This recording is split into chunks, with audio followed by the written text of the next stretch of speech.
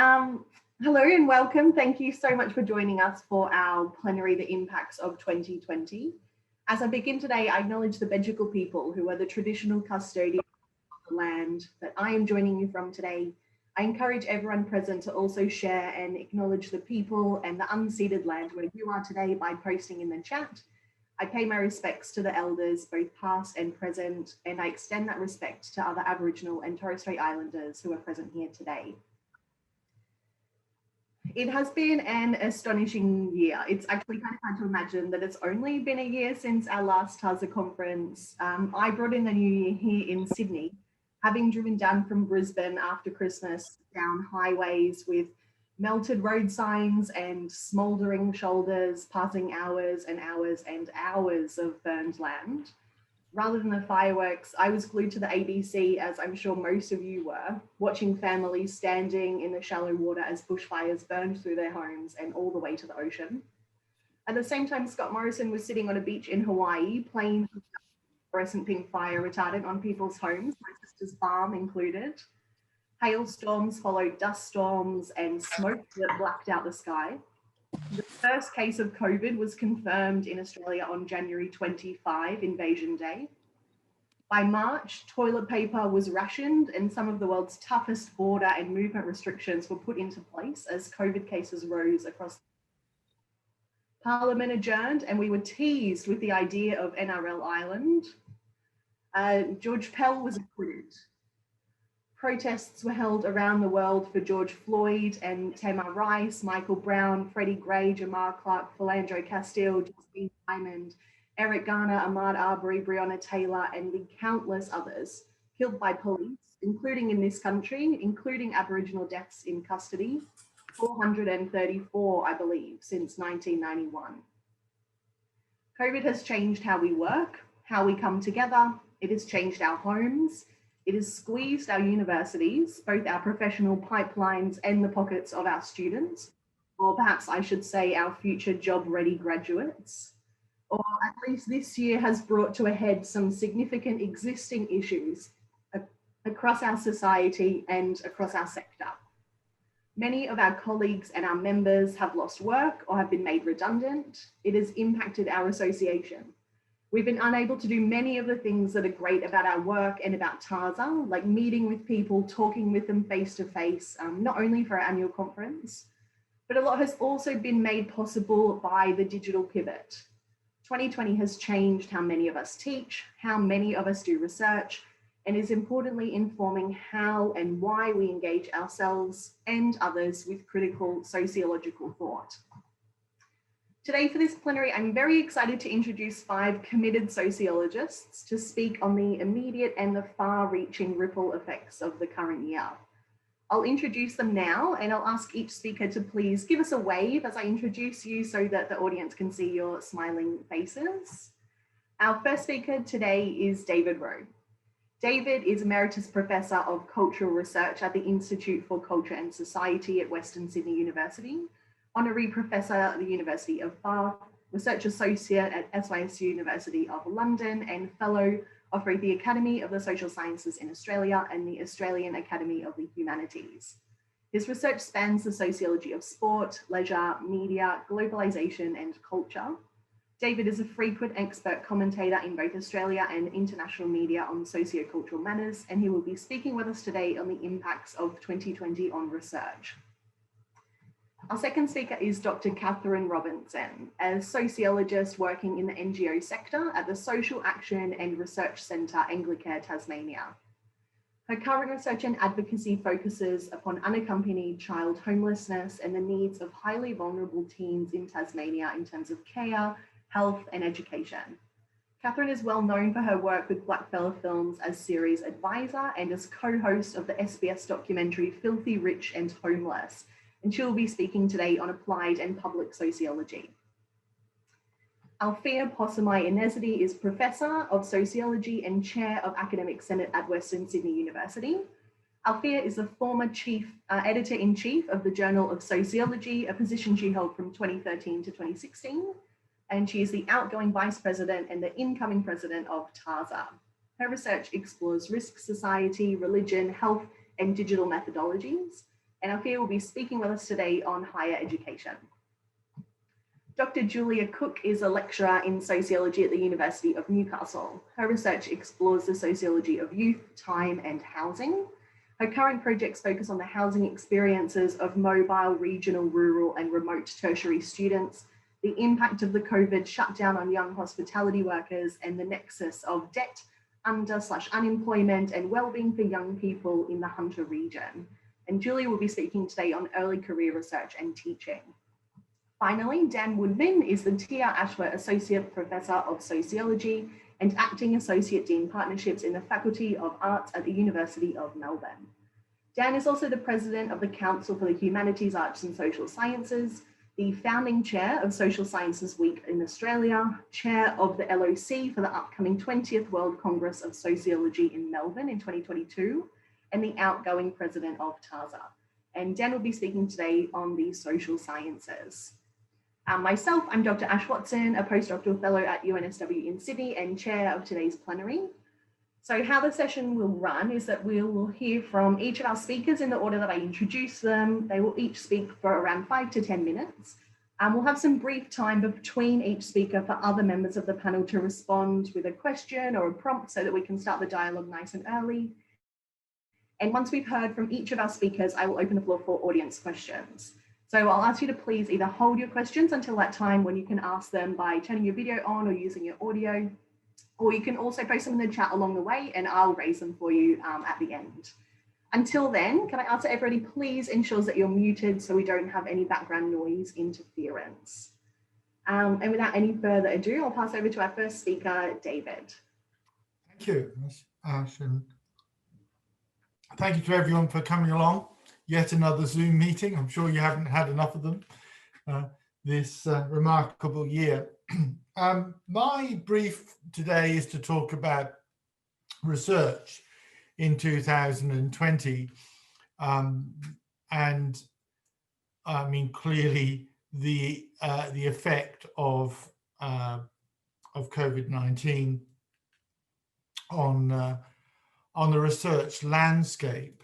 And I've been involved in quite a few discussions of the impact of the pandemic on the world and sociology's response to it. And I'm going to say a few things today that are a little different from what I've said before and some others have said, just to, I think, try not to be too predictable and maybe suggest some some cautionary matters that we need to consider about the research response to the pandemic in sociology. I have already written one of those rapid fire things, a piece in Journal of Sociology subjecting the pandemic to a sociological analysis. And as Ash mentioned, my area, principal area I work in is around sport, culture, media, and I wrote about the impact specifically on the institution of sport and media. And it's something I'm sure hasn't escaped any of you, because there are lots of debates about the footballers' island, isolating island that Ash mentioned, whether there are special privileges involved in being involved in sport. It's kind of cultural privilege, or if you like, that people are allowed to cross borders and assemble and touch each other and play, where in the case that they were professional sports people, mostly men, not exclusively, but predominantly so, and the rest of us were locked down and subjected to greater degrees of control. So that was just a quick response to the pandemic. And I made the case that if sociology doesn't have something important to say and to intervene in the pandemic, then it's kind of lost its moral compass. You know, what's it there for? What use is it? And I still feel strongly about that, but I also want to spend a bit of time warning about the impact of the pandemic on the research agenda in sociology and on research practice. So clearly, you know, we can't ignore it. It's very important for sociology to be involved. And you know, this year, sociologists have clearly got involved. I've just been on the website of the British Sociological Association, of which I'm also a member, and there's plenty of stuff there, resources, and so on, including research on the pandemic. But one thing, I suppose, from being around for quite a few years, I think that we need to think about not just this moment, but in 20 or 30 years' time, those of us will be around, how we will reflect on the sociological response in research to the pandemic in this year. One thing I would caution against, I call it chronological fetishism, which is the idea that there is a year, a particular year that we focus on, as if there's something, you know, magical about the use of the calendar, and not become too fixated on what happened in this year. I think, for example, in earlier phases where, you know, sociologists have been, and rightly, concerned with a year like 1989, the year of the fall of the Berlin Wall, for example, and that attracted a lot of sociological interest, as it should. But you know, people don't talk about 1989 so much now as, you know, the period of you know, post-communism and the Reagan Thatcher era and so on. So I mean, I'm just kind of arguing that we should be a bit careful about just fixating on a particular year as if the rather arbitrary notion of the calendar determines everything. And I think that's important because some research can become quite dated if people keep referring to a particular moment, almost extracted from time. And I think there are some pitfalls. Ready resort to cliche in referring to 2020, repetition, predictability, and also deeper questions of causation. That when we think we talk about the pandemic, what did the pandemic actually cause, or is it actually an exacerbation, an example of an exacerbation of already clearly evident trends and processes in society that have been, if you like, brought to the surface and highlighted and also exacerbated, but to be careful not to regard the pandemic as what they call in law force majeure, you know, like an act of God, like something that came out of the sky and changed everything. And I think one sociologist who I think hasn't been talked about enough, who was onto this early on, is obviously Ulrich Beck and his work on the risk society, going back to the mid-80s. I've been reading a bit on in the media, in the so-called sort of middle-brow media, about the importance of Beck and his approach to risk and the sort of global, unseen predations that we have visited upon us. And so I think one prediction I would make is that when we do research on this year, both on this year and in this year and ensuing years, the work of Beck will be an important reference point.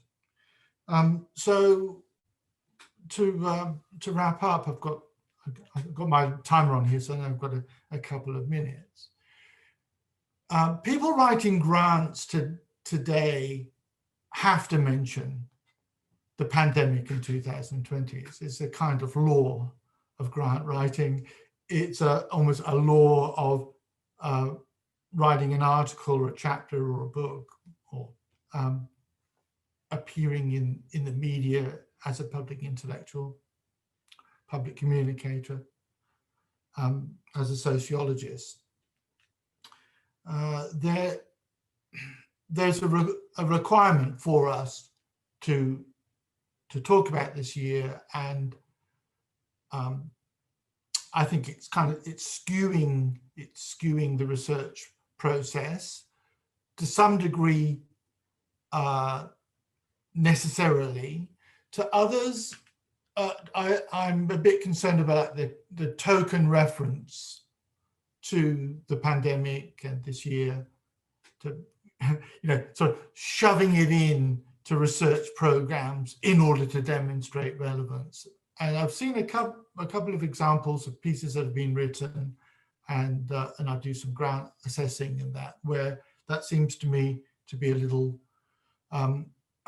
questionable, unconvincing. So by all means in research, embrace 2020 and the pandemic, but be careful that it is organic to your research project.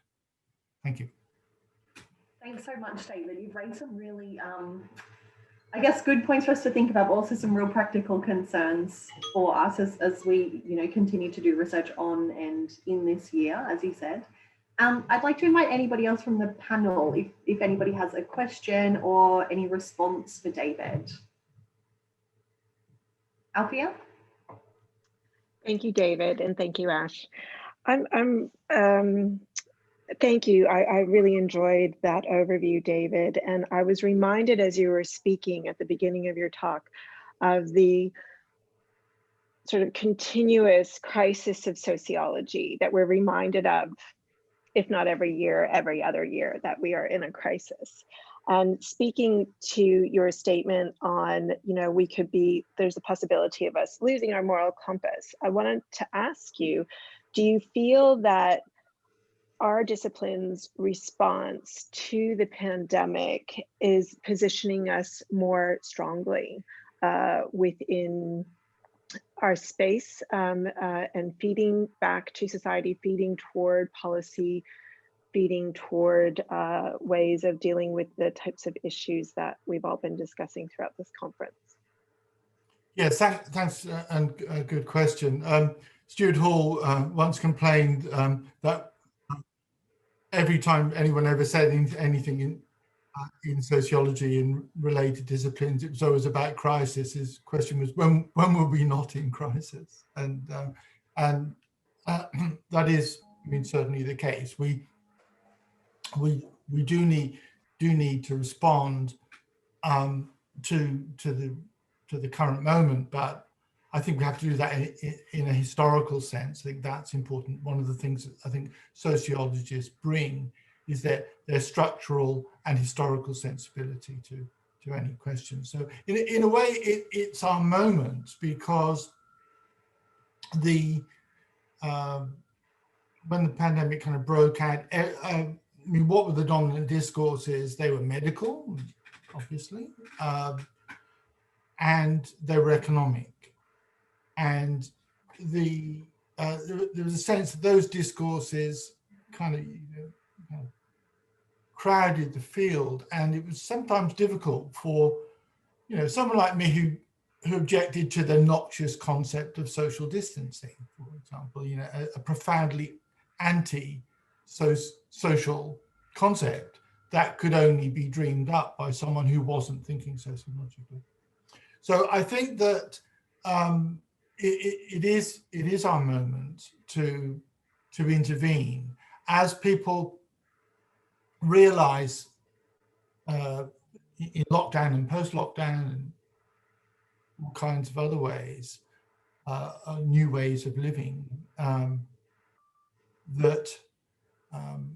that social relations, social structures, relations of power are absolutely crucial, that to understand them, that this crisis has not been visited evenly across the population and has left many more vulnerable and marginalized.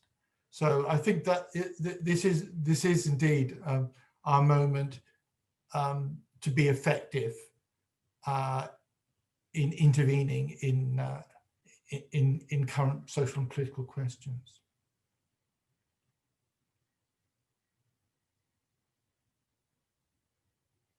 You're on mute, Ash. I've been muted, thank you. Thanks, David, and thanks, Alphia, for your question. We'll move on to our second speaker now, Catherine, who'll be speaking on applied and public sociology. Thanks, Ash. And I think, David, what I'm going to say is going to very neatly dovetail with your opening comments. It's lovely to see you all. And I'm speaking today from the lands of the Muanina peoples, right on the banks of South Hobart rivulet and looking up to the mountain, which is a uniquely beautiful and long cared for place to spend this year that is like no other. As my contribution to this discussion about the ways in which COVID-19 has impacted the different ways in which sociology is lived and practiced, I'm going to share a little snippet of how my sociological work across a number of non-academic sectors has been shaped by this year. I work for Anglicare Tasmania in the Social Action and Research Centre, and we undertake research and advocacy which addresses the social justice issues faced by low-income Tasmanians.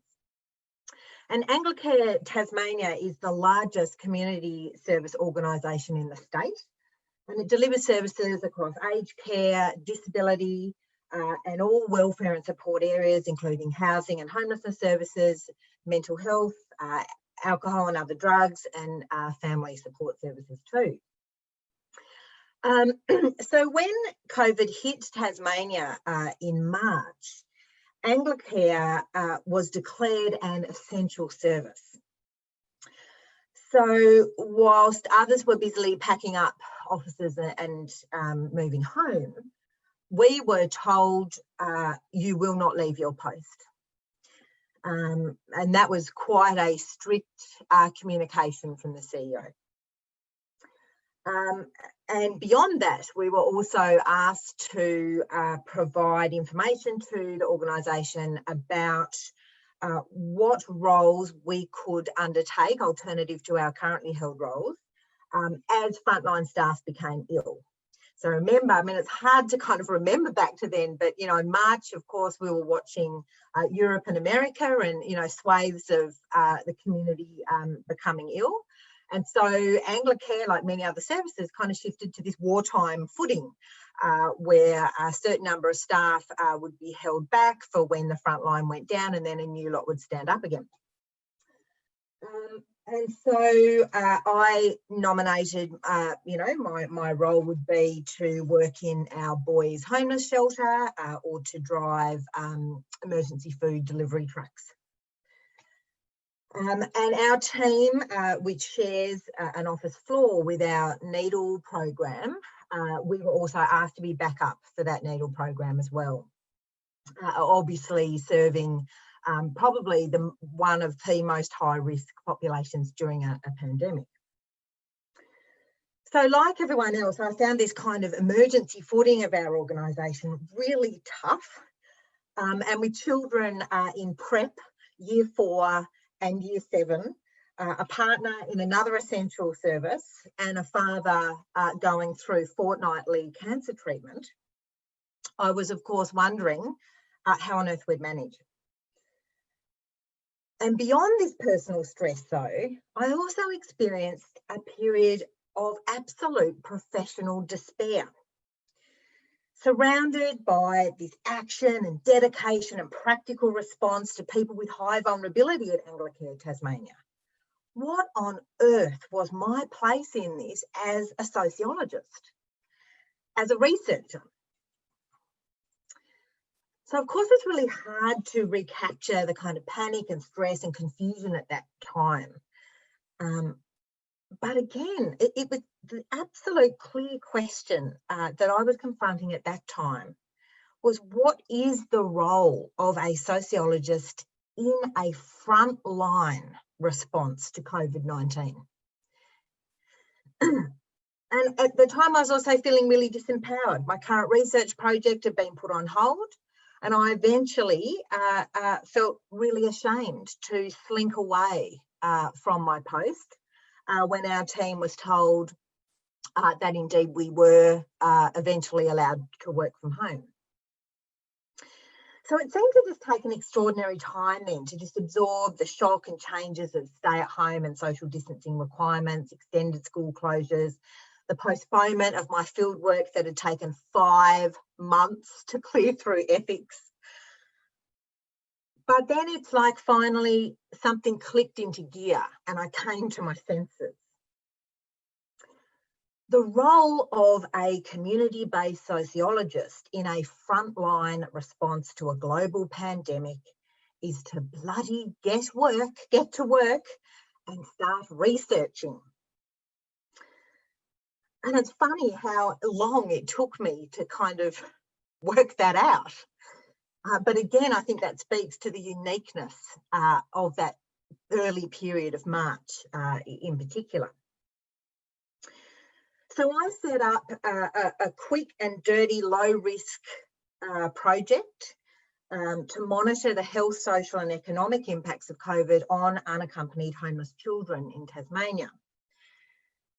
Now, unaccompanied homeless children are a highly vulnerable cohort who experience family breakdown, abuse and neglect and multiple system failures, which together result in them being without access to the care of a parent or guardian and without access to secure accommodation. And I did field work for this project via the lovely Zoom for the most part and telephone calls, checking in with service providers who have contact with these children statewide. So rapidly reporting then across the last 7 months, the work very quickly revealed the impacts of the quite extraordinary withdrawal of face-to-face government and community service provision. And this isn't something that was widely reported in the media, actually, that those services, what the impacts of the face-to-face service provision would likely be, particularly, obviously, for vulnerable people. And the work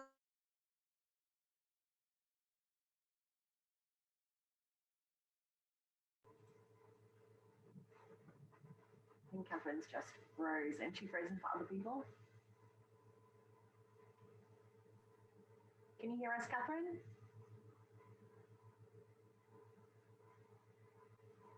I don't think Catherine can hear us.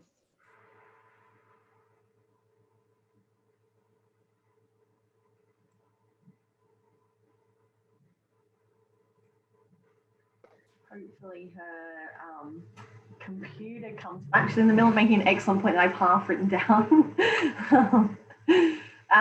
Well, while we wait for Catherine, in case she needs to take 5 or so minutes to restart, Alphia, why don't we move on to you, and we can come back to the point Catherine was making when we open up for question time again at the end. Oh, are you back now, Catherine?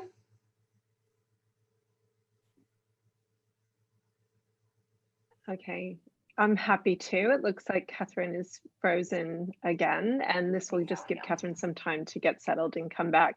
I, like you, was in the middle of writing down, so we could tell her exactly where she was. Okay.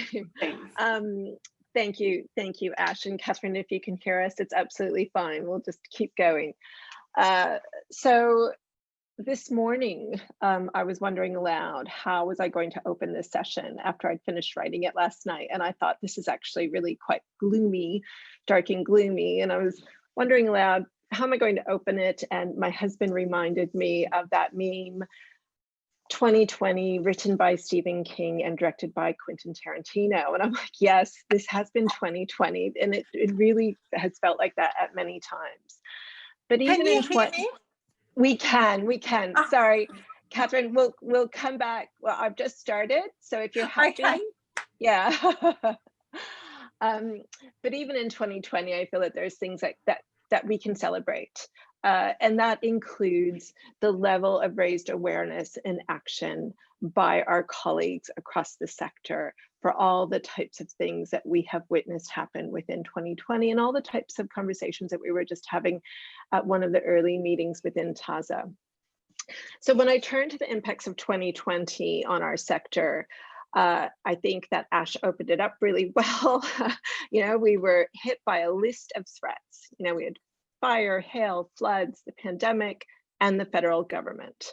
I think we all know what the first four have done to higher education, and I think we all have a pretty good sense of what the latter has done as well. So I will only speak briefly to the impacts of the pandemic on higher education, and I'm going to concentrate a lot more on what has happened with the federal government, because it's been a significant year. And I do think, David, when we're talking about 2020 is a significant year in regards to the types of reforms that we're seeing within higher education.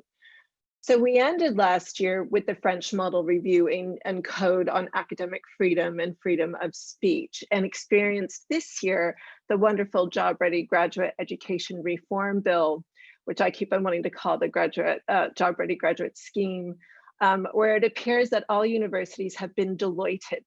So it is Deloitte's that calculated the cost of teaching and learning and informed that bill's construction.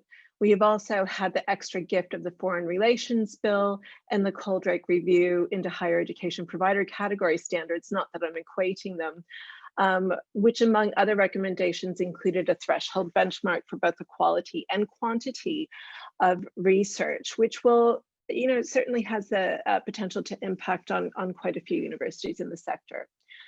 So how do these transformations in how we are regulated and funded, because the Job Ready Graduate Bill is also impacting on our research funding quite significantly, how does it impact on us? And for me to answer that, I have to ask the question, what is the purpose or function of the university? And there's some fantastic books written on this. Our colleague Rowe Connell's written a really great piece on this in 2019. Glyn Davis's book on the Australian universities, I think, is quite strong as well. And there's a number of other ones. So, but for me, the role is to foster that leading intellectual, cultural, and scientific activity, but we also need to be that medium for conserving, for translating, for extending, and handing it on to future generations. So it's unique to us. And part of that is we are reliant on institutional autonomy, academic freedom. They are essential, as are those dependent systems of coordination that we have across our organizational and academic units and staff. That really interdependent network is essential for the success of higher education, and all of them are being threatened right now under 2020. So the work I've been doing over the last 2 years has resulted in my agreement with the work of Connell in her publication, The Good University, what universities actually do and why it's time for radical change. So Connell is an optimist in this book and does lay out a pathway for us, and I'm always for that pathway. I suppose that's why I loved Beck so much. He did provide a pathway. But also a really strong sense that the values that the entire enterprise of higher education is reliant on, as I said, the institutional autonomy, academic freedom, and freedom of speech are being threatened by, and I can never say this word, the politicization of the concepts themselves.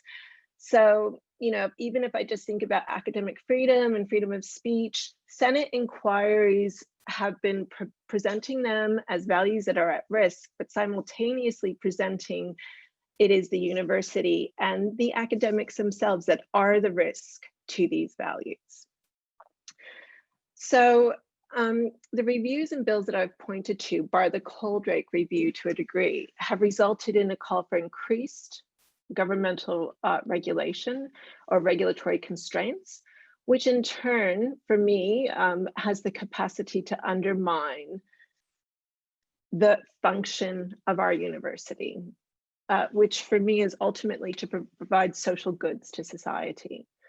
So before briefly touching on the pandemic, I think it's worthwhile to outline how the JRG bill, Job Ready Graduate Bill, in combination with the federal government's narrative on what universities are for and what research is valued, how that further undermines our institutional autonomy. I think if any of us, you know, have delved into the history of universities in Australia, there was a really strong foundation of a university system that did respect knowledge and expertise, but its foundation underscored teaching and learning and research practice as largely an instrumental tool only. And if any of you have had the opportunity to read Gurmov and Renee McGee's edited collection on Australian sociology, you would see some of those contributions within it outlined how long it took to get sociology into the university system within Australia. And that speaks to that foundation, you know, which led to a much more utilitarian approach by the larger community on the purpose of education and research. An idea that's remained constant and is strongly reinforced by the current narrative on the function of a university that delivers research focused on practical applications and for teaching and learning that is geared toward job training. So if anyone was lucky enough to hear Dan Tian's press club address on the 19th of June this year, what you would have heard was his emphasis on the need for skills training provided by universities. It's easier to read the transcript than to watch. This is reflected in the current Morrison government's approach to funding both research and the university system, with the emphasis firmly placed on the practicality of research outcomes and graduate employment outcomes. I mean, clearly both of these effects are not objectionable, but this functional approach to research and teaching and learning threatens the values that I've highlighted as central to the success of the enterprise of higher education.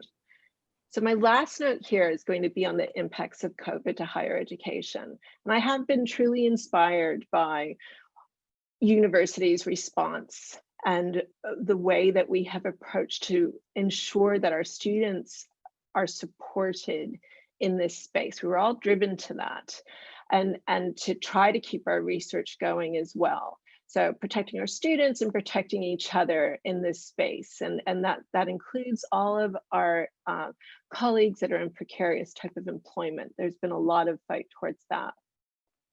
So we've been listening to David and listening to Catherine about the impacts around research, their impacts on applied sociology, work outside of the university. And Julia and Dan are going to speak to, Julia is going to speak to teaching and learning, ECRs, and Dan's going to speak about social sciences. But what I have found personally through my work as chair of Academic Senate is that whilst COVID has brought us together in many ways, it has unfortunately impacted on academic governance in quite a negative way. So that cliche of do not waste a good crisis has certainly been taken up by many within the university sector to further undermine the importance of academic governance. And I really do think that everyone should be aware, you know, and really concentrating that academic governance is that space where academics are meant to debate and safeguard academic standards and integrity. So it's not only a place for academics to be informed, but also debate academic issues and serve as a forum for transmission of information about key issues for the university. It should be a space where a lot of work starts in academic governance rather than having it come from executive only. So keeping that in mind, I do want to end my brief talk here by saying that as sociologists, I would like us to think about what is happening to the higher education sociologically. And to, as Raven was saying yesterday during her presentation on sociology's response to COVID-19, we need to work where it hurts, but also where it is possible to have effect. So I do think that that's where I will end it, but thank you. Thank you so much, Alphia. That's yeah, I think that's an important call for our attention to not only be yeah, I suppose on the different kinds of bills and the narratives that underlie those bills at the kind of governmental level, but also within university governance. Do any other members of the panel have a question or a response that they'd like to offer? Thanks, Julia. Thanks, Ash, and thanks, Alphia. That was really, really interesting. I thought it'd be potentially interesting to take advantage of your position as the chair of your academic senate to ask. I really like your suggestion of thinking sociologically around the kind of many crises wrought by 2020, and I'm wondering, in what ways can we leverage that within academic governance? Are there particular areas that we can target? You're talking about kind of working where it hurts. What kinds of areas might they be, and how might we, I know it's a huge question, but how might we push back against some of these unfortunate developments this year? I know you're chair of Senate. I think it's called the Senate, or it might be academic board. Every university has a different name, and she's very good. She is, she's excellent. Yeah, and so,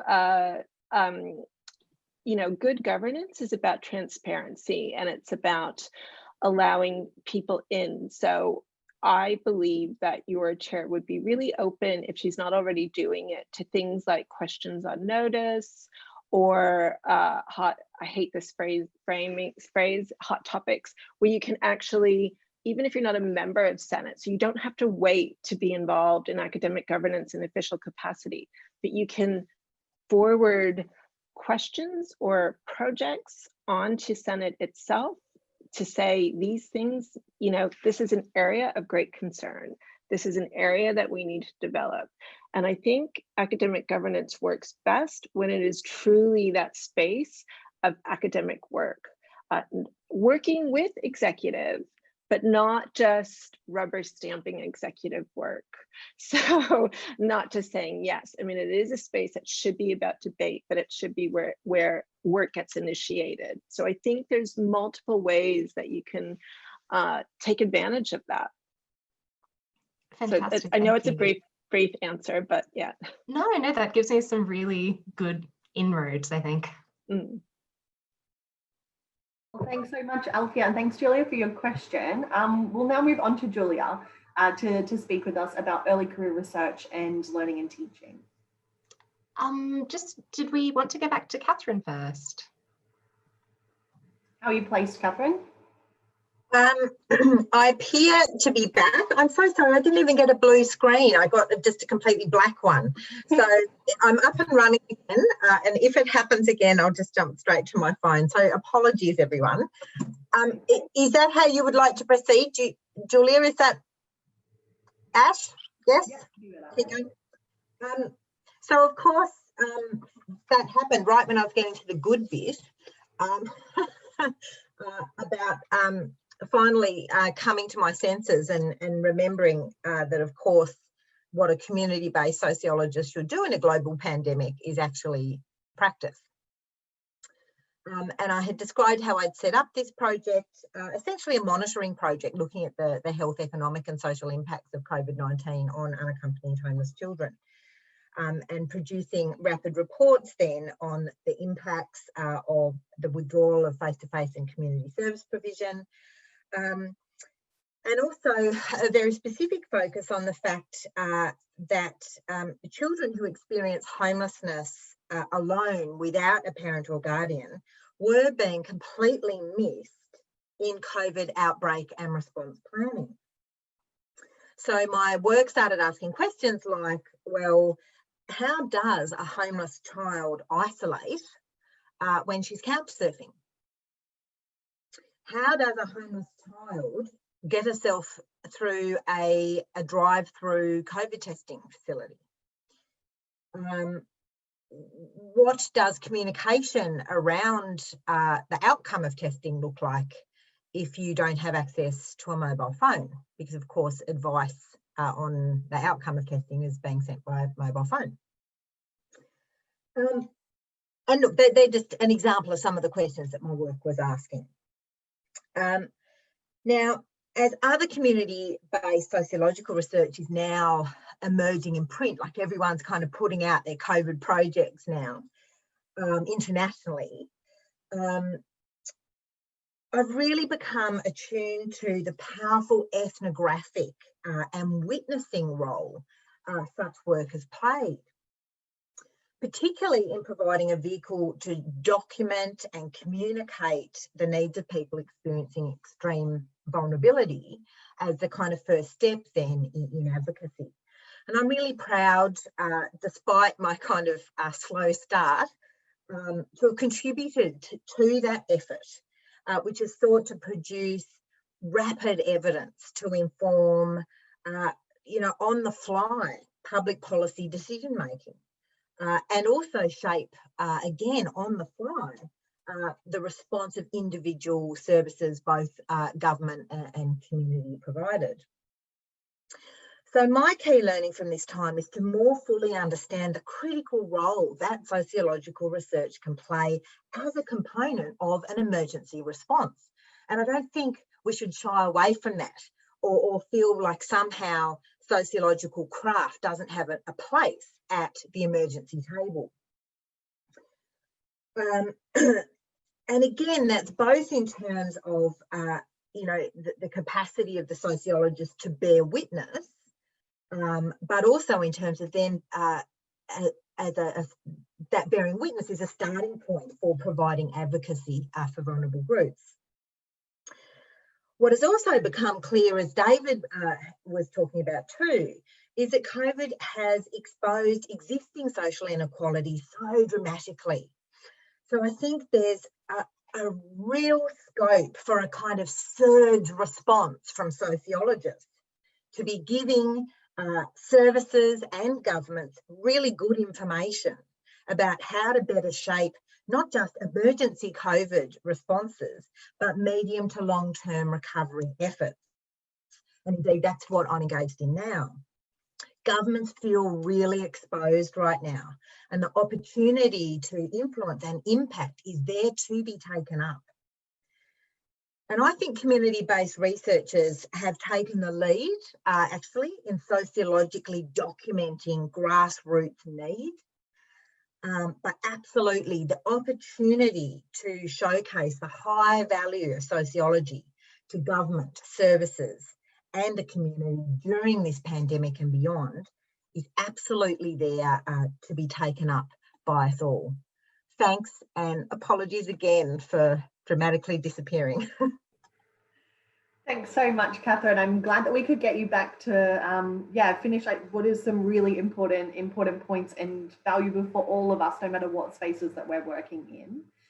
Do any members of the panel have a question or a response for what Catherine has talked about? David, thanks. Thanks, Obviously, the kind of work that you do outside sociology is kind of different from what goes on inside, and is to much admired. I'm not saying that in a patronising way. It makes me feel a little overprotected. I suppose what it's like an old-fashioned sociological question, but you were talking about the very important work of kind of mitigating the problem in the short and medium terms. What about the other kind of intervention, which is often less welcome, which is like a real structural critique, like not just how can we mitigate the problem, but how can we solve it? How can we prevent it from happening in the first place? Yeah, look, I think that's a really, it's an essential question for my work, because, obviously our focus is around addressing structural injustice and trying to work out where can we broaden and how can we broaden responsibility for addressing structural injustice. But the opportunity of COVID is to get, increased vision into these structural issues, and increasing interest and an increasing vulnerability of government to feel like it needs to respond. And so what I've been very focused on with this work around unaccompanied homeless children, for example, is to very intimately tie commentary and evidence around the lack of a COVID response. So quite specifically, no access to testing, no access to isolation. I mean, these are miniature points in much broader life trajectories that will be lived long in high vulnerability. So the point of the work is to tie observations about that needed emergency COVID response together with the need for long-term care and systemic change to prevent children from becoming homeless in the first place. So it's about tuning in to where government is listening now, which is COVID, recovery, 5 years, like they're seeing 5 years ahead at the moment, that's it. Pitching solutions that are 5 years in scope. So you might talk there about, oh, well, if we added this type of service into the service landscape, that would help children. But in the same piece of work, very clearly setting out, however, if you actually wanted to, end this problem from happening, this is the shift to prevention that would need to occur. No, you can't do it in the next 5 years, but there are key pieces that can set the ground for a much bigger prevention focus longer term. So it's about being smart and picking up on where government's ears are right now, where their panic is right now, making a difference in this moment, but at the same time as setting the groundwork for that much longer term campaign. Thanks, Catherine. You have such a wealth of knowledge in this space. I think we can all benefit so much from. And thank you, David, for your question. We'll move now on to Julia, who, as I said, is going to speak on early career research and learning and teaching.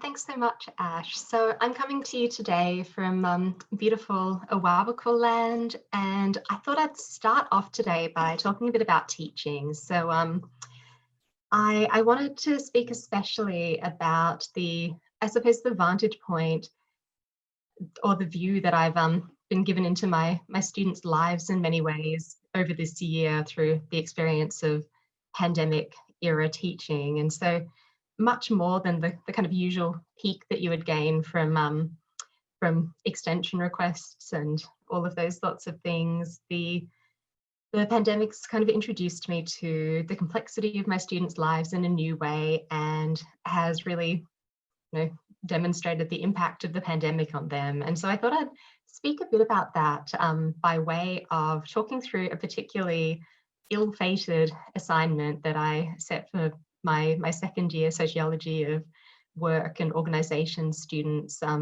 in first semester of this year. So this was an assignment that was originally supposed to be an within tutorial presentation.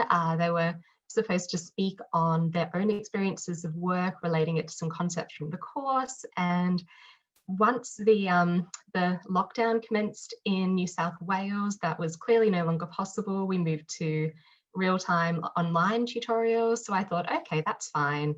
I will just have them present their presentation in online tutorial. And I quickly realized after getting some emails from students that that would not be possible, because some of my students had computers that had broken webcams, their microphones weren't working, they could only log in and listen to the tutorial and type their responses into the chat function, which is not particularly conducive to a successful online real-time presentation. So that ended up being a non-starter. And so what I eventually ended up with was a recorded and saved and submitted, essentially I called it a podcast for want of a better term.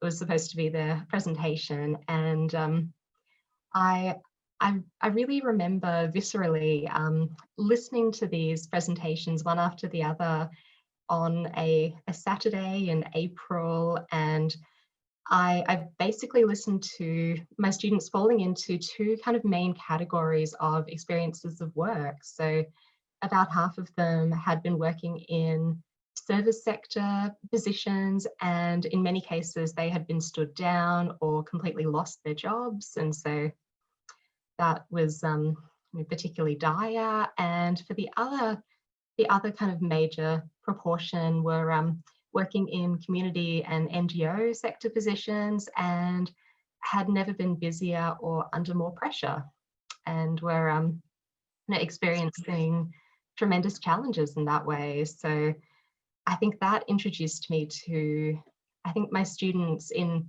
a very visceral way, not just as students, but as workers, as people who were losing their jobs, were incredibly busy at work and losing the time they had to engage with their studies. So I think I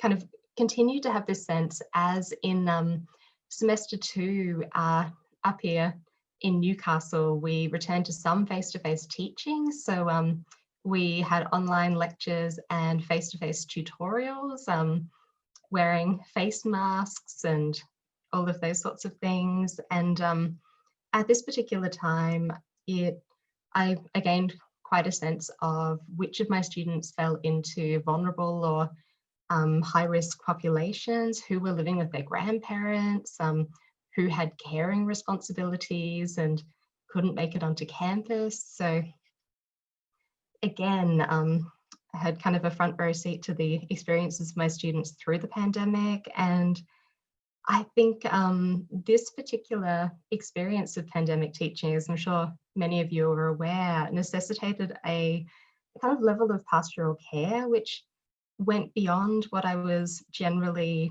accustomed to in my tertiary teaching, but also it increasingly threw up experiences and situations in which the existing mechanisms that we had for pastoral care or for reasonable adjustments just didn't quite cut it. And I was particularly incredibly disappointed to watch a lot of women who had caring responsibilities in first semester pause or leave their studies because they were unable to maintain studies and caring responsibilities with children in learning from home, out of school, learning from home. And so I think that was a particularly negative kind of fallout of the impact of the lockdown, the pandemic. And I think that's going to take a while to recover from. And it's going to continue to impact on the students who have had to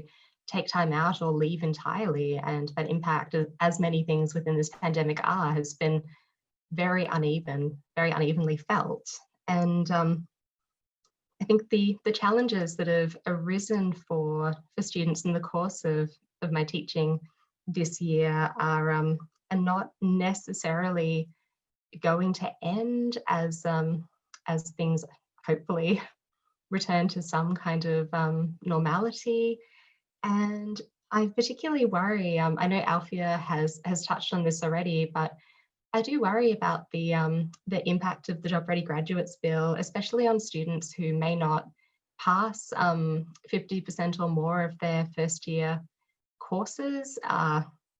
Having worked with students who fall into that category, it's often almost always not due to a lack of skill, interest, or aptitude. It's often due to a host of extenuating circumstances, and I really worry that this bill is going to be making things much harder for those students, making it harder for them to engage with their studies, continue their studies, remain in higher education. So again, I think those who leave higher education, this will not be distributed evenly. It's going to be very unevenly felt. And so moving on to talk a little bit about early career research, just to finish up my segment today.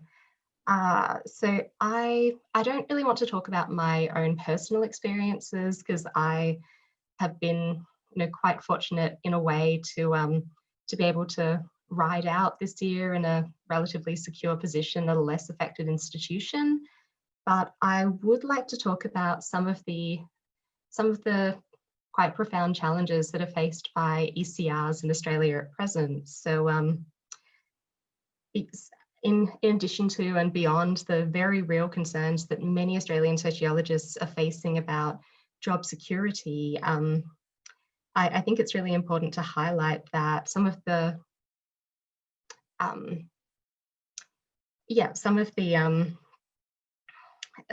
kind of pathways that did exist for early career researchers, scant though they were, are kind of narrowing, becoming more competitive as there are less jobs on offer, and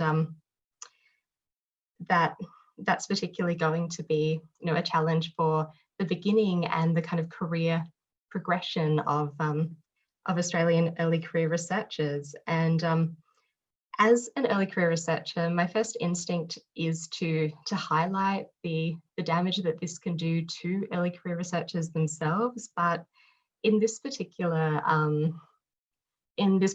forum, I would also like to highlight that the lack of genuine career pathways for early career researchers in sociology at present also risks steering the next generation of sociologists away from academic careers. So beyond posing a risk to individual early career researchers, the lack of pathways for junior sociologists also, I would argue, poses something of an existential threat to our very vibrant community of Australian sociologists. And I think this is something that we need to confront as a community if we're not going to lose, 5 years of a kind of generation of young, not young, but early career sociologists. Thank you. Thanks so much, Julia. Those are really important points, I think, for all of us, whether we are teaching or we are early career researchers. It's, as you said, a discipline-wide issue with both of these things. Do any other members of the panel have a question for Julia or a response they'd like to make? Catherine? Oh, I just wanted to say that, I absolutely agree with your kind of concluding comments there about needing to confront, I guess, widening and better understanding what are the career trajectories for sociologists. So I guess I'm just supporting that. But my question is around that increase in pastoral care that you're delivering, as an academic staff member. And I wondered if any particular support was offered to you in terms of supporting you personally or to develop your skills in providing pastoral care from the university, given you had this kind of pivotal role in holding these students together and holding them in their study. There's a lot of skill and effort that needs to go into that we don't all have. Yeah, was any support offered by your university? To be perfectly honest, no. So there was general support, so collegiality, support from colleagues in kind of informal mentorship arrangements and such. But in terms of structural support, in terms of programs on offer to staff, not really, which is, I think, a shame and is the gap that should be addressed. Yeah, it's definitely a gap, you know, in the context in which, as David was saying, this is but 1 year of a pandemic. This is going to go on and on and on.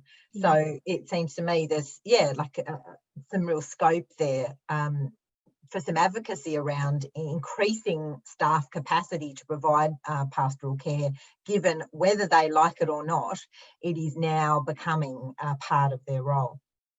Yeah. The thing that I would say is we did at least have some programs at the university that we could refer students onto. So beyond the usual referral to the counselling service, there was also a referral to essentially a food bank service, short-term kind of relief payments, things like that. So I did appreciate having somewhere to send students who were in a desperate situation.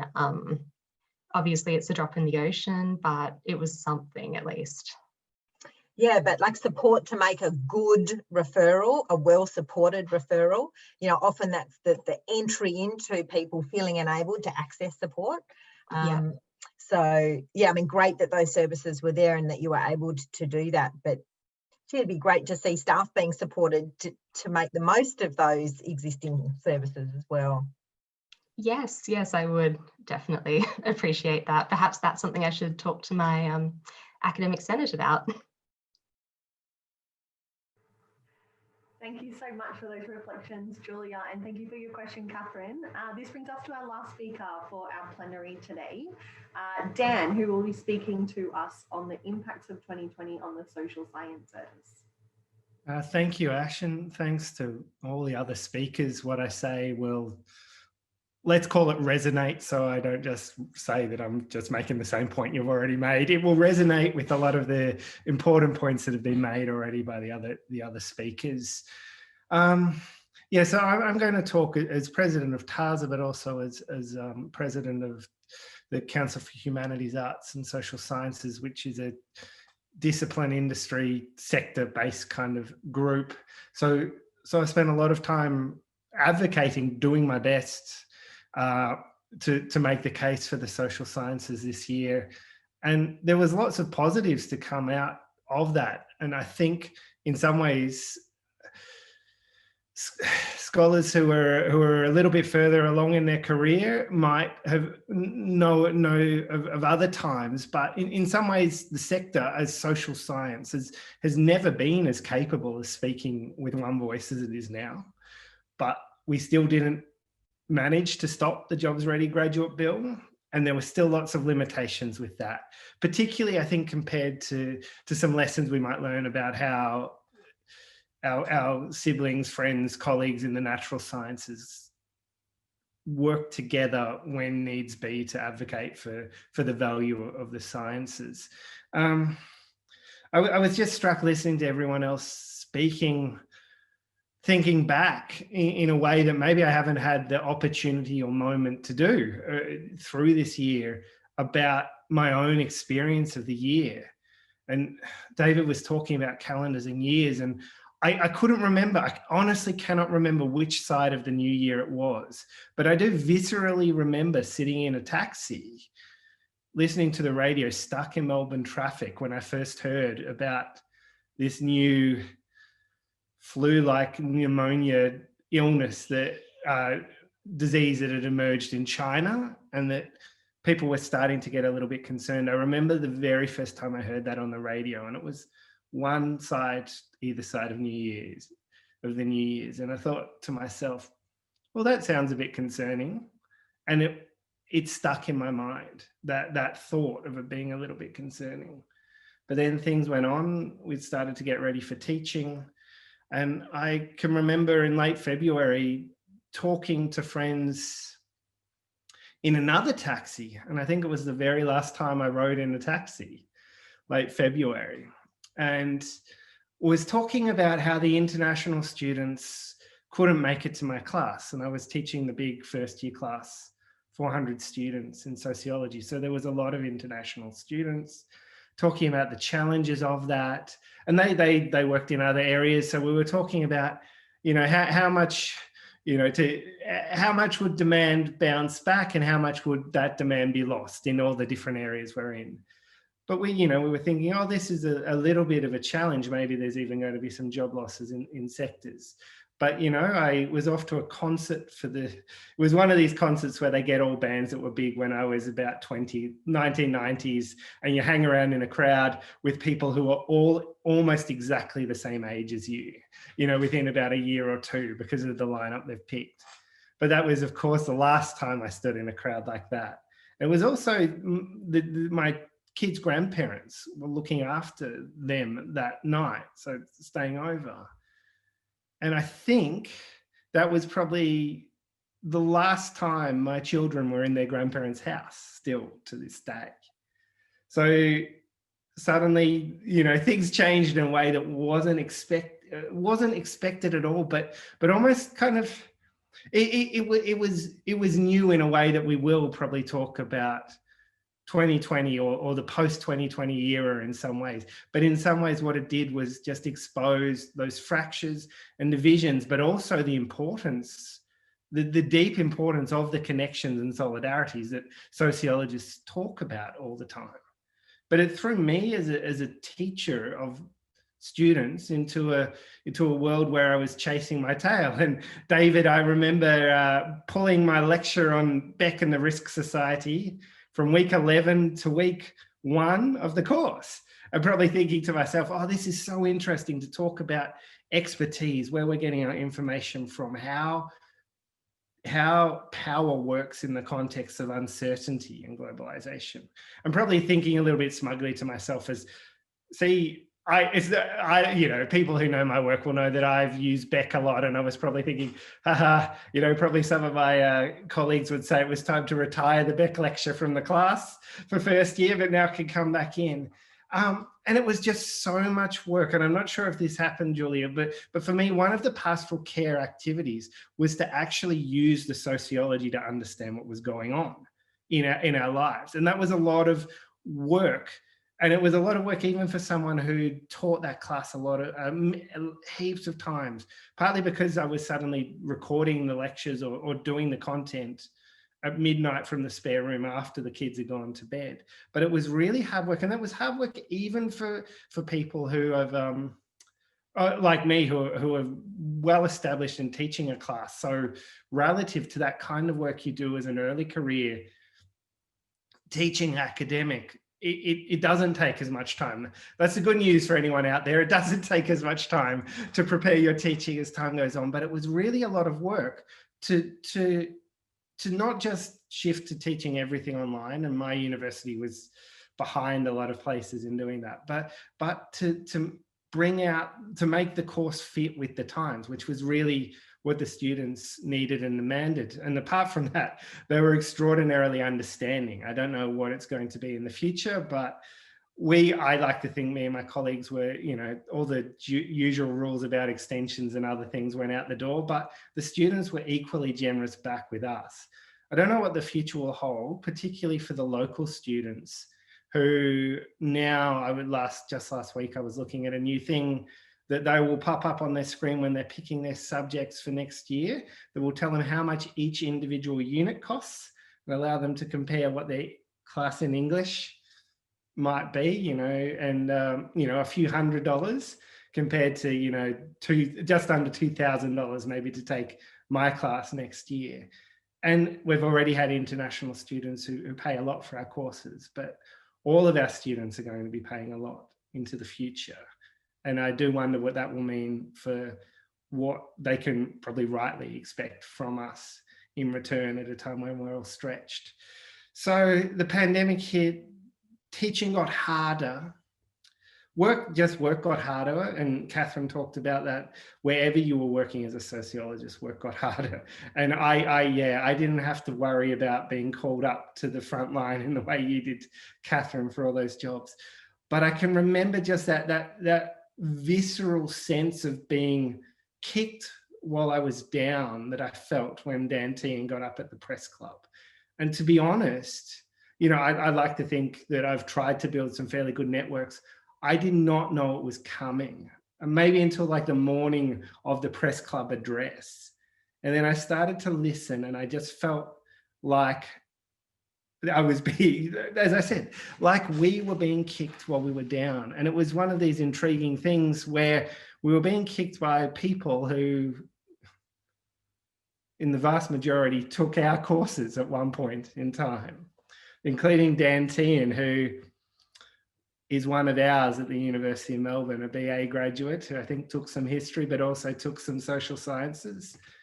And the most frustrating thing was the way he talked about how he doesn't regret doing that. He just wished he took a few of these other things as well, and that it's good to mix things. But then the way the package developed was like, well, actually, we don't want you to have any social sciences in with the other things. If you do that, it's going to cost you a lot of money. And from what I can work out, the modeling I've seen, students are still going to take our courses because they fit with people's interests, but they also, ironically, do prepare you for the world we're living in and we're going to be living in. But some, and they're the kind of people who a lot of sociologists would want in their class for equity reasons, but also just because of those diversities of experience and viewpoints that make a good sociology class, might not take our class. And the ones that do, they're going to leave at the other end with a very, very big debt. So we had, and Tazo's led this, we had a really strong network of social science disciplines through Chaz and through the network around Social Sciences Week. We mobilized, we wrote letters, we called politicians. We called politicians on all sides of Parliament who were part of a Parliamentary Friends of Social Sciences group we'd set up. So as I was saying, I think we really had some strong mechanisms to push back collectively, and we did. But then, that came down to that final vote. We wrote the same things again to the Senate inquiry at points that looked good. But then one of the members of our Parliamentary Friends of Social Sciences group, who had been very positive when we talked to her in July, stopped returning the calls and the emails. And it ended up being someone who was a signed up flag waving supporter of the social sciences, whose, or at least party, a Centre Alliance group, kind of was the final word against it. And I was trying to think, what for next time could we do better? And one of the challenges was that, maybe in another year, and some students did do this, but more students would have been out on the streets. Maybe more academics would have been. We were all tired. People were doing this work when they were already really stretched to the limit. But what I was aware of is that the natural sciences, who are absolutely aware now that their work is always politicized and can't escape politics as well, do a very good job at making the case for how important what they do is for individual students and their parents and others who are thinking, and governments who are thinking about the future of the economy in a way that we have just as powerful a story to tell, but maybe haven't. So one of the things we really, really wanted to do this year with Social Sciences Week was to get into schools more than we had in the past. And we put out calls through more networks around Australia in a way we hadn't before. But then with the pandemic, teachers in high school were just barely keeping up with the curriculum and we didn't get in. But sciences, natural sciences, have thousands of events in schools each year as part of National Science Week. They have made this case that the types of ways of thinking that you get out of studying the social sciences are just really the future of work. And they don't target us in that message, but it was part of the way the government could, and I think there was a lot of things going on with the Jobs Ready Graduate Bill. It was, I think legitimately it looked at costs of delivering courses. There were even some good parts about some supports. I think largely what they wanted to do was to make a larger number of courses, and grouping together very high enrollment social science courses allow them to do this, almost full fees, so they can expand the number of places without spending any more money. But one of the things it tried to do, and as I said, it's not just one thing that was clearly part of the bill was a narrative that plays into the culture wars. It was a little bit of a kick towards the social sciences as something that people who are out of touch might want to do, but it's not really what you need for the future. And part of the reason they could do that, I think, and as I said, the natural sciences have not in any way attacked us directly in doing this. They've just been really, really good at setting the groundwork for making that case about the jobs of the future needing skills, which when you look at the details they're often talking about what you would say like digital skills and data skills, which we teach in a lot of our classes. And what we teach is also a really, really different way to think about what all the data we collect means, how it could be used, what it should mean. And we bring the concepts that you need to understand that. So we have a really, really good story to tell as well. And I think it's just getting better at telling that story in schools, getting into schools more than we do, talking to parents, also bringing in industry. So the natural sciences has industry members that pay to be members of their groups in a way that we don't. They have the stories of people's pathways in a way that we don't. But when you look at the job outcomes, you look at Catherine and others who are using their social sciences study in all kinds of ways in Australia, in a way that shows that in some ways the real competitive strength, even using that kind of language for Australia in the future, is skills that are about how do we make the best out of these big cosmopolitan creative cities and places we have in the country. Our kind of global competitive advantage is in things that draw on the skills we bring. But we haven't been really good at bringing those industry partners along, telling the students why what we offer is actually so valuable to the future of work. And I guess never for a second backing down from that key insight that the natural sciences have had to learn, that it is always political. The data never speaks for itself. But the way we do that sometimes for different audiences, and it gets really hard when you get on to the actual concrete lived experiences of people we work with, advocate with, study, to say there's not one right answer. But the way I try to talk about this is that the social sciences are multiple. We give you different lenses and the right concepts to think about the world we're in and all the data we collect.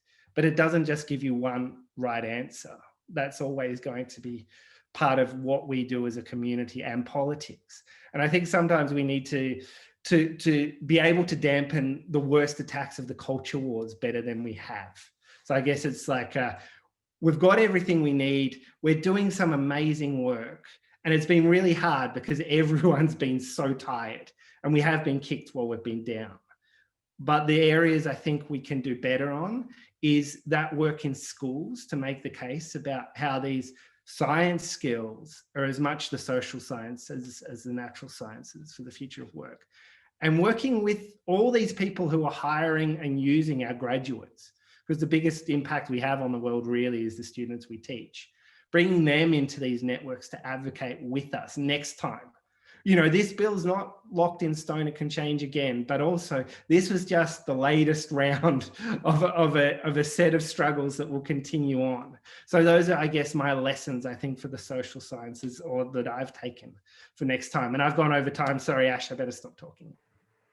Thanks so much, Dan. I think that's a great call to action for us to think about our disciplinary strategies, how to kind of, how we can better strengthen those connections that are already there with communities and students and industries, but also think about the ways that we do that, I guess, not just to bring people on board, but to strengthen the work that we do, to improve it and to elevate it, and not just in this kind of neoliberal way of making it relevant, but in a way that we can really improve the quality of the impact that we can have on society by focusing on how we engage with other people.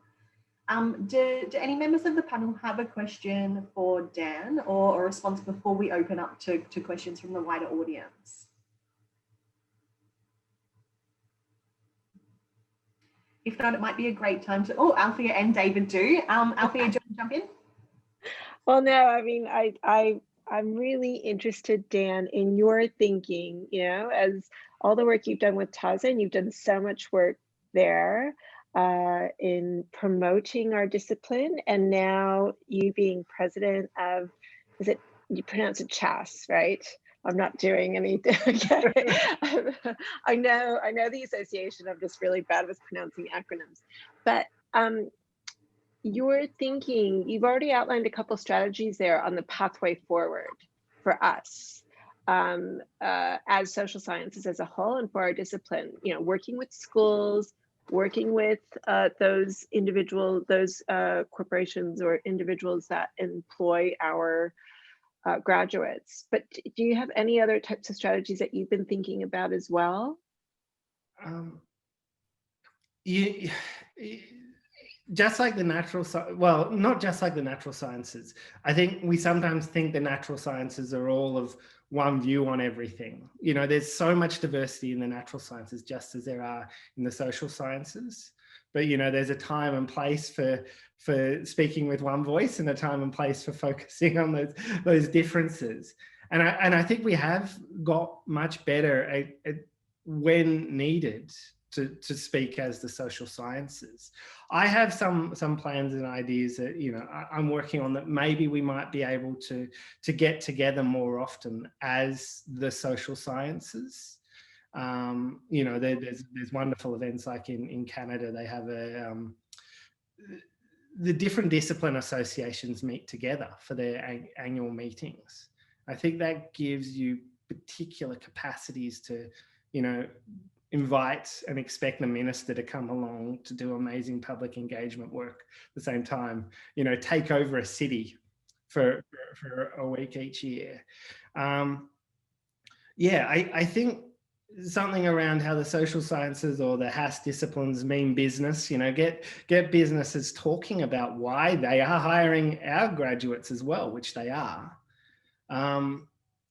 publicly and as much as possible. I didn't know the jobs graduate bill was coming, but a month before it did, I'd done a recording for my university. It was kind of for Chaz, but also for my university, with one of our graduates who had done a BA with some humanities, a little bit of social sciences as well, but is now CEO of a big infrastructure company, the group that's building these overpasses for the train lines in Melbourne. And I'd spoken to him about why his graduate program was open to every discipline, and he had a lot of arts graduates. And he said it's because a lot of the work of engineering is actually people work.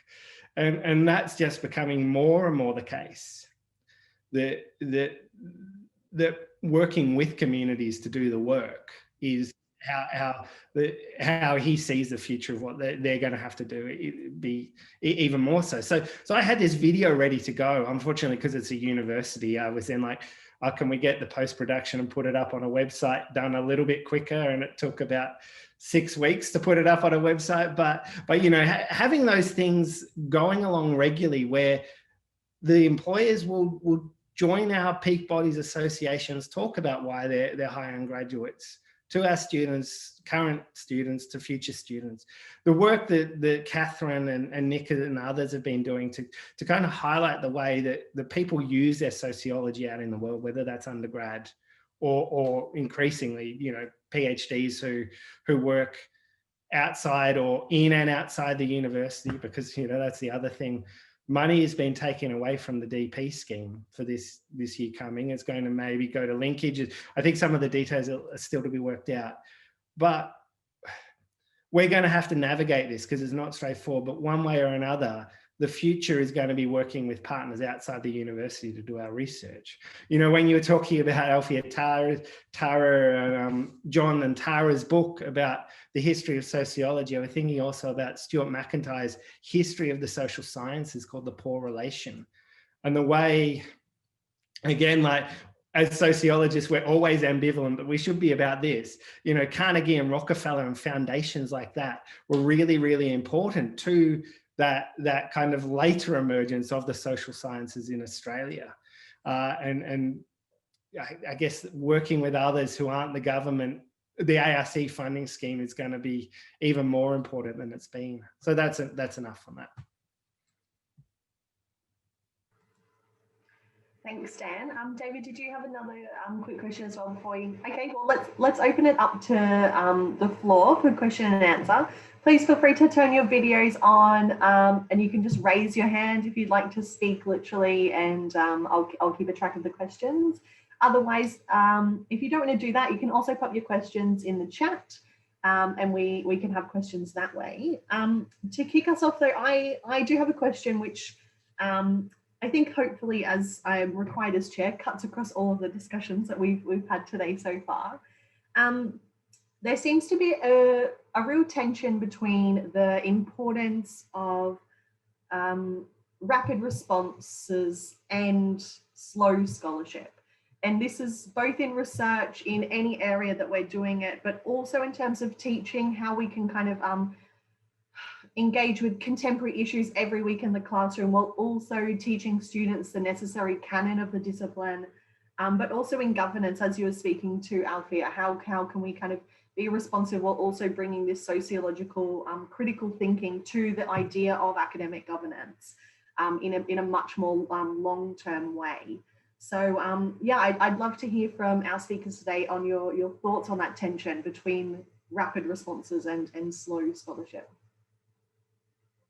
David? Can I, yes, just hop in, and can I just say, not to be rude, but I do have to, I will have to slip off to actually represent sociology in another forum in the Academy of Social Sciences. So if I disappear from the screen, it's not in a fit of pique. I need to be somewhere else fast. I think that is a really important question about the kind of pace at which we work and are expected to work as sociologists. And yeah, rapid response has been a bit of, I don't know, trend or fad or whatever you want to call it. And there is a concern that if you wait too long and you work through, you know, look for one of the shrinking ARC discoveries or that kind of thing to do the work, then you'll miss the moment. My feeling, and it's unreasonable, is that I call it horses for discourses. Sociologists really have to be able to work at different speeds in different contexts for different publics. So sometimes, as Dan's talking about, we have, you know, it's necessary to be strategic and tactical in the political realm, to do what's necessary there. It's necessary to do the basic research, that's long form, if you can get it funded.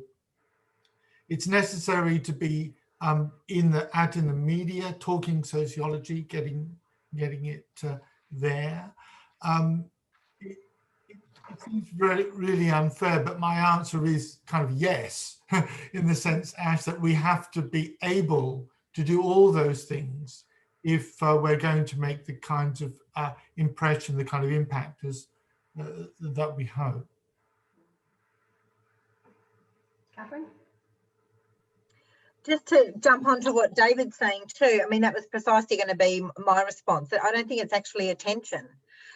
It's simply, yes, that you have to work across a range of mediums for a range of publics and be really smart about the way in which any short form work that you do or rapid response work that you do, it's about having a strategic vision as to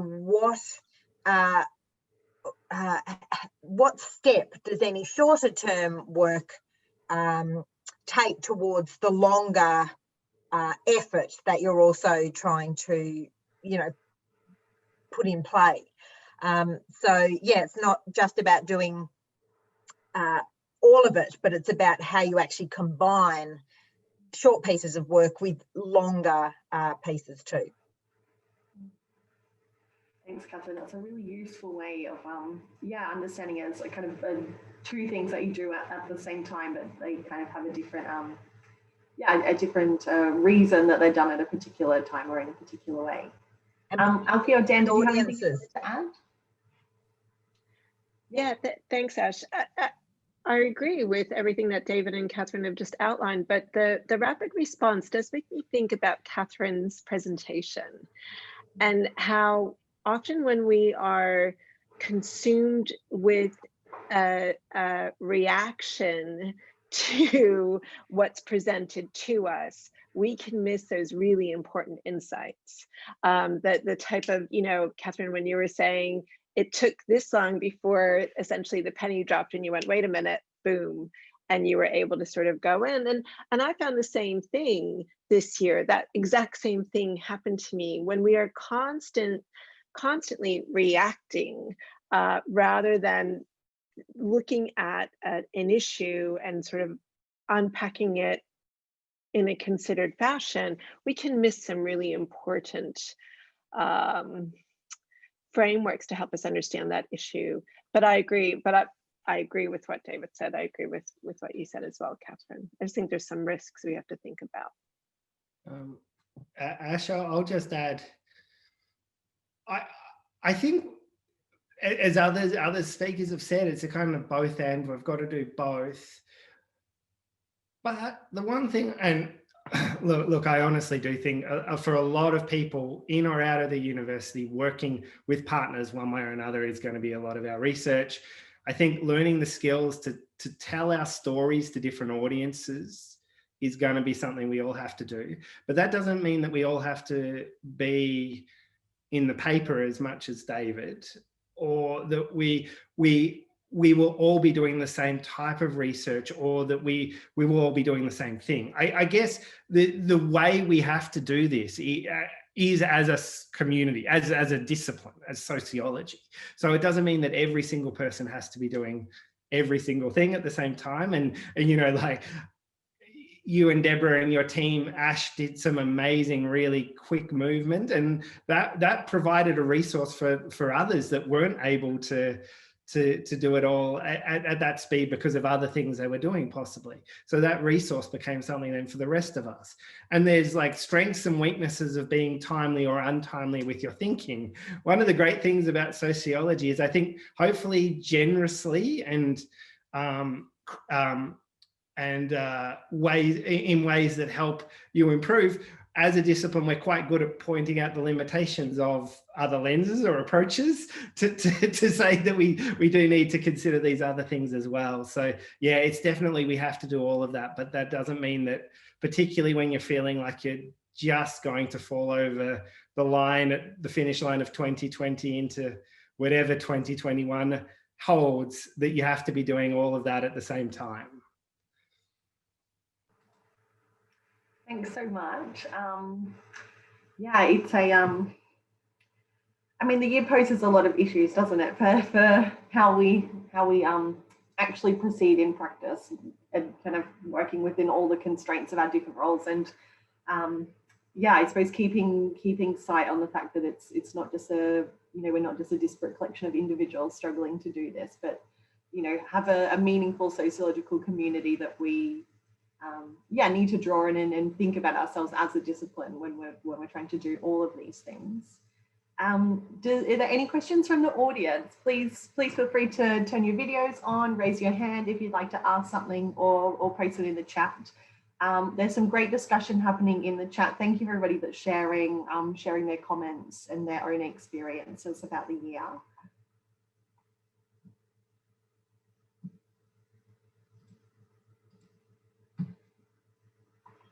I'll also open that call to the panel again as well. If anybody has another question that they might like to ask or something to raise to wrap up the session on. Catherine?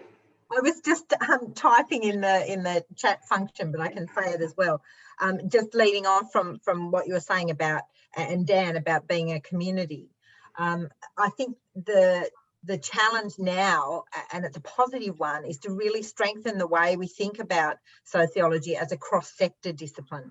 And I think that has been the sort of thorn in the kind of strength of sociology as a discipline, that cross-sector connection perhaps hasn't been as strong as it could be. And yeah, I think, potentially it's part of the way forward. It's going to be forced upon everybody, whether or not it's something we're interested in. But it's how do we actually make that the most kind of collegial and welcoming and warm connection that we can. Certainly as a recovering academic now in the community sector, what I really notice, and I could never have seen this when I was an academic, is just how big the distance between sectors, just how big that distance can be. And that there's a lot of work, not just for academics, but for the community sector, the public sector, to also reach into those other sectors, and not just assume, our own importance, and assume that people will necessarily be kind of interested and welcome our approach. So it's just something I'm becoming much more aware of now I'm sitting in the community sector, particularly as academics kind of eye around for partnerships, and think, oh, good, she used to be an academic, she'll appreciate this. Why don't we contact her for, to be a partner on X, Y, and Z? It's just not really how it works. It's about making the effort to connect with those different sectors and their imperatives for practice, rather than just seeking to impose your own.